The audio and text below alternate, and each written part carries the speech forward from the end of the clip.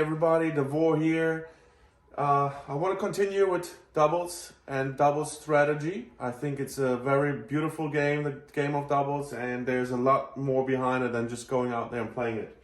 So the court positioning and the poaching of the serving team will be the topic today.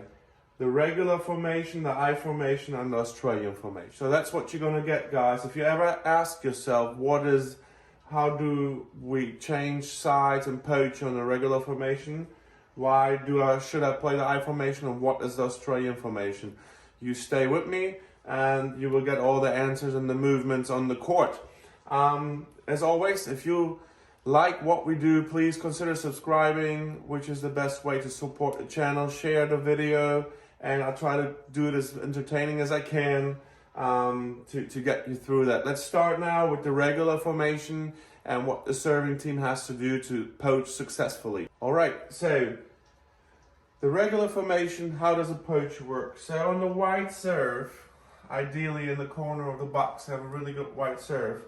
Now, if I wouldn't poach as a service partner, I would have to close in and follow that ball and being able to cover the down the line and the middle shot, right? But since my partner is going to go and cover my side and I'm going to poach, so on a wide serve, we always go a little bit forward, which is crucial, right? So we need to make sure that we always have the forward movement. And that's because when we move forward, we shrink the court for the opponent. It's very important. If you stay where you are and you get a ball with an angle, the ball's pushing you out.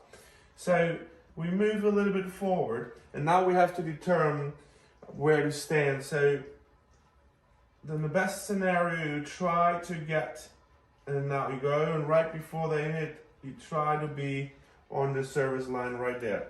So now you can get any ball that's coming here, and you can get any ball that's coming there.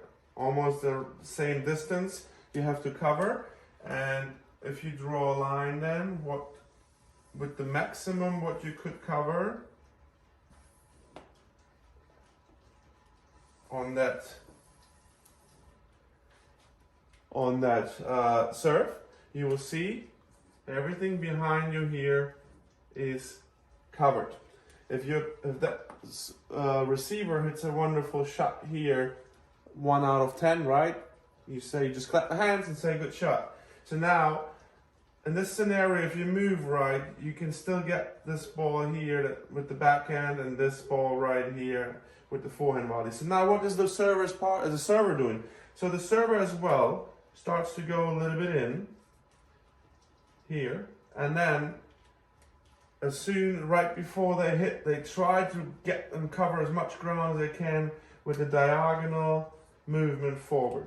So now you see, if they play serve and volley, they're going to volley the first ball here. If they just stay back, they're just going to move back here.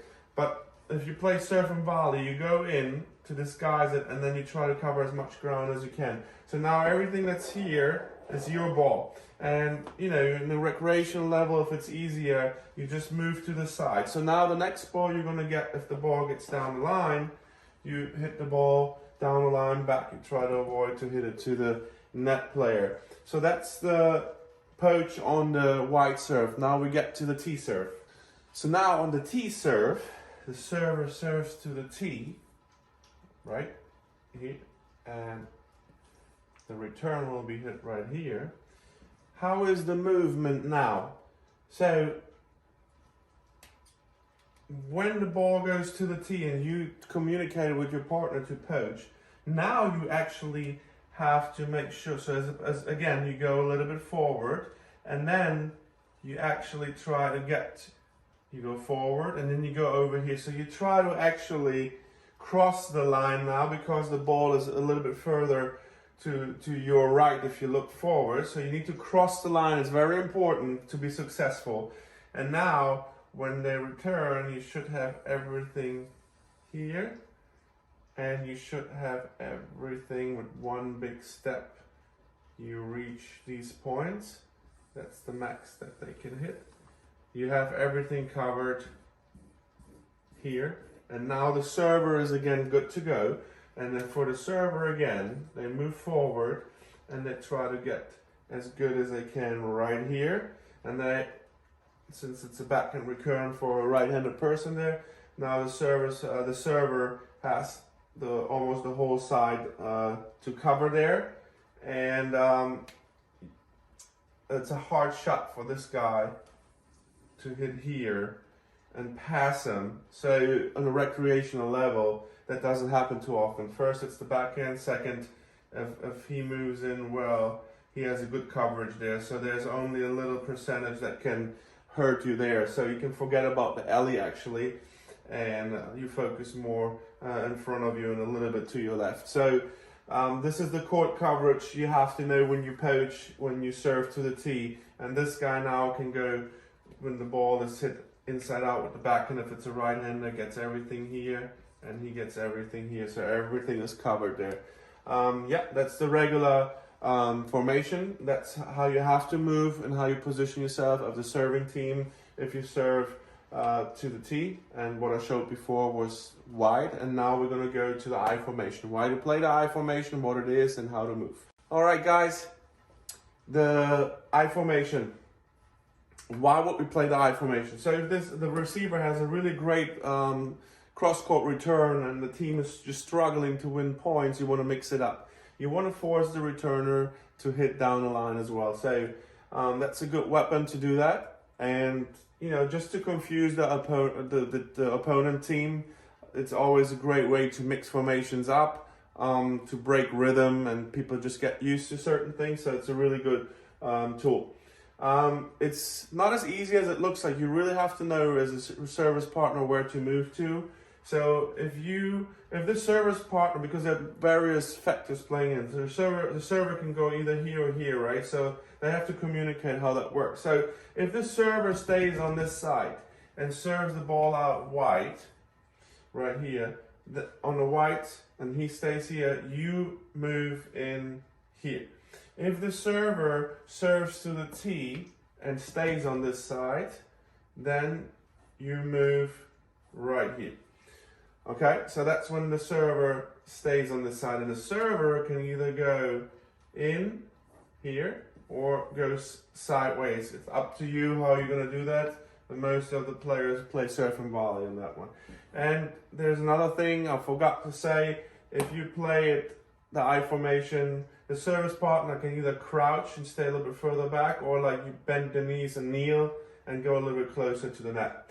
So now if the server actually goes in here and serves it wide, then you just go a straight line forward for the best court coverage as the service partner. And if the server serves to the tee and goes here, then you close in here because you need to cover that right side on that return so you can intercept that, okay?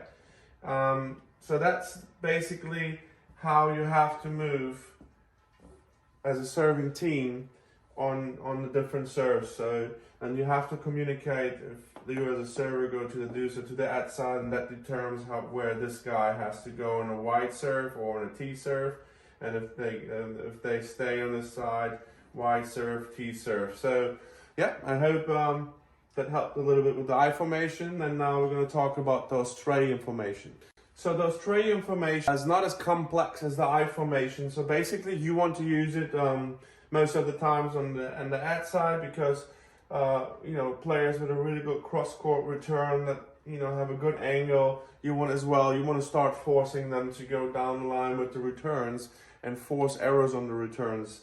So basically what you try to do, you know, you can try to kick serve. Kick serve is a good weapon, and you try to pull that receiver out of the court, and then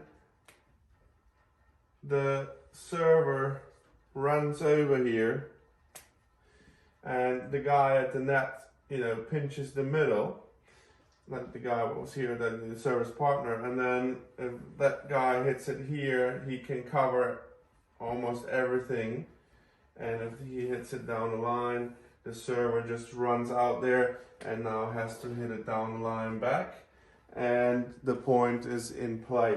So if you want to force that person right there to down line return, make sure you can use Australian formation on the outside. you just kick it out, and this guy pinches the middle a little bit, and if they go here, you can cut the angle and hit it. If they go here and you can't reach it, you go either to the side here, you close in, and then you move over here. So it's a very good thing to mix it up as well. Yeah, as I said in the previous videos, regular and I formation, poaching and positioning. So doubles is just this more than just hitting the ball back and forth. It's a lot of planning. It's like chess, and it's a beautiful art actually. And I just want to introduce that art to everybody and try to get players more out on the course to play doubles. It's beautiful, it's fun, and I hope you enjoyed the video.